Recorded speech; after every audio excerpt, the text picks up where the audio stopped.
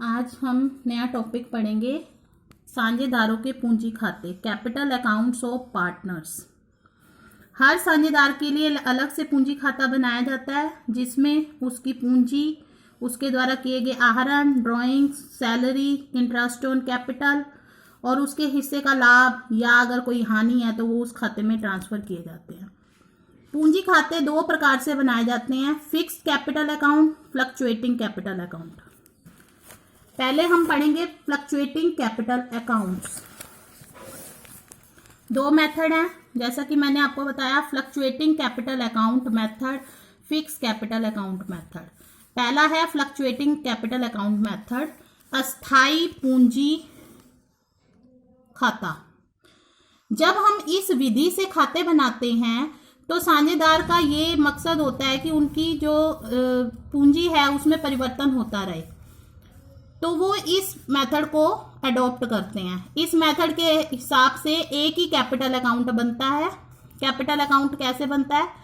ये credit side है, ये डेबिट साइड है। जितने साझेदारों के हैं उतने अकाउंट यहाँ पर कॉलम बनेंगे। जैसे 3 साझेदार है तो ए बी सी, 2 हैं तो ए और बी। क्रेडिट साइड में जो साझेदारों को मिलता है वो क्रेडिट में आएगा, उनकी इनकम वगैरह, और जो वो फर्म को देते हैं वो डेबिट में आएगा। सबसे पहले जो स्टार्टिंग होती है उनका जो बैलेंस है वो ट्रांसफर किया जाता है क्रेडिट साइड में by balance BD, opening balance. और अगर साझेदारी व्यवसाय नया है, साझेदारी नई शुरू की है, तो बाय बैंक अकाउंट लिखा जाएगा, उनकी पूंजी लिखी जाएगी इसमें। By salary, bye commission, bye interest on capital, by profit and loss appropriation account. जो आपने लास्ट में प्रॉफिट डिवाइड किया था वो यहाँ ट्रांसफर होगा। अब जैसे सैलरी है, अगर ए को नहीं मिली तो ए का खाली छोड़ेंगे, सिर्फ बी के कॉलम में लिखेंगे। कमीशन है, ए को मिली है, बी को नहीं मिली, तो जिसको मिली है उसके कॉलम में लिखा जाएगा। डेबिट में 2 ड्रॉइंग्स, जो वो आहरण करते हैं उससे उनकी पूंजी कम होती है, इसलिए डेबिट साइड में आता है। 2 इंटरेस्ट ऑन ड्रॉइंग्स।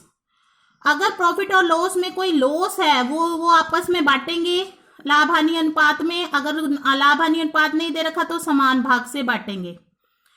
फिर डेबिट क्रेडिट का टोटल किया जाता है, उसमें से डेबिट का टोटल घटाया जाता है और यहाँ क्लोजिंग बैलेंस आ जाता है। ये बैलेंसिंग फिगर आती है 2 बैलेंस CD।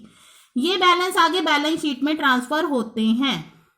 तो आज हम एक ही मेथड करेंगे, फ्लक्चुएटिंग कैपिटल मेथड अकाउंट, अस्थाई पूंजी खाता विधि।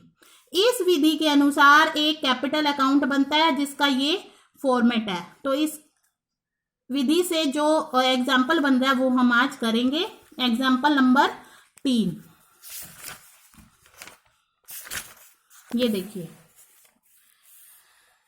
सरिता और वंदना एक फर्म में साझेदार हैं जो लाभों को व्यवसाय के आरंभ में उसके द्वारा विनियोजित पूंजी के अनुपात में बांटते हैं। यानी कि इसमें लाभ हानि का जो अनुपात है वो जो पूंजी का अनुपात है वो होगा। अब जैसे पूंजी 4 लाख और 3 लाख है तो अनुपात हम निकालेंगे 4 लाख अनुपात 3 लाख। तो ये अनुपात बनेगा आपका 4:3। फर्म ने 1 अप्रैल 2016 को व्यवसाय आरंभ किया। अब ये बिजनेस शुरू किया है तो आप कैपिटल अकाउंट में बाय बैंक लिखेंगे। साझेदारी ठहराव के अनुसार जो डीड है, हर वर्ष 50,000 या लाभों का 10%, इसमें से जो ज्यादा हो वह विशिष्ट रूप से सक्षम बच्चों को फीस के लिए दान किया जाएगा। ये रिजर्व की तरह ही होता है कि आप लाभों का 10% या 50,000 रुपये, जो दोनों में ज्यादा हो, आप उन बच्चों को डोनेट करेंगे। पूंजी पर ब्याज 12% वार्षिक है, आहरण पर 10% वार्षिक ब्याज चार्ज करना है।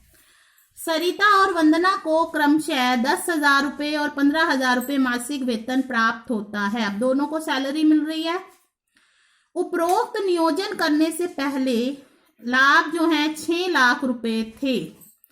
सरिता और वंदना के आहरण 2 लाख और 2,50,000 थे। सरिता के आहरण पर 10,000 रुपये ब्याज और वंदना के आहरण पर 12,500 ब्याज लगाया गया। इस क्वेश्चन में देखिए आपको आहरण की दर भी दी हुई है और आहरण पर ब्याज निकाल के दिया हुआ है, तो आप इस दर को इग्नोर करेंगे, आप सीधा ये ब्याज लेंगे। पूंजी पर ब्याज की दर दे रखी है, ब्याज नहीं दे रखा, तो आपको इसमें निकालना पड़ेगा। ये मानते हुए पूंजियां परिवर्तनशील है, जो हम मेथड कर रहे हैं कि फ्लक्चुएटिंग है, परिवर्तनशील मतलब फ्लक्चुएटिंग है।